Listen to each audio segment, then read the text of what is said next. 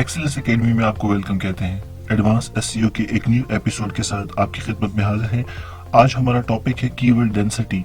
Density basically आप यूँ समझिए कि रेपिटेशन ऑफ वर्ड्स होते हैं। मैं इससे पहले ये होता था इन पास्ट अगर हम बात करें तो जो स्पैमर थे वो ज़्यादा से ज़्यादा कीवर्ड्स को टारगेट करके सर्च इंजन रिपोर्ट्स को धोखा दे के ट्रैफिक को ड्रैग करके अपनी साइट्स पे ले जाते थे। अब गूगल बहुत स्मार्ट हो गया है। अगर आप ज़्यादा से ज़्यादा कीवर्ड्स का इस्तेमाल करते हैं, कीवर्ड डेंसिटी अगर ज़्यादा है आपकी साइट के ऊपर तो फिर आपकी साइट पेनलाइज हो सकती है। इसलिए गूगल ये रिकमेंड करता है कि आप कीवर्ड डेंसिटी का ख्याल रखें। Repetition of keywords, primary keywords, secondary keywords, अगर आप अपने बॉडी के अंदर, टाइटल के अंदर, डिस्क्रिप्शन के अंदर, मेटा टैग के अंदर अगर आप रेपिटेशन बढ़ा रहे हैं तो डेफिनेटली आप और आपकी साइट सफ़र हो सकती है।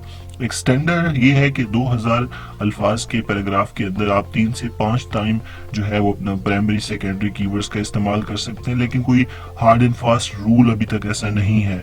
लेकिन फिर भी आपको इन चीज़ों को फोकस करना पड़ता है।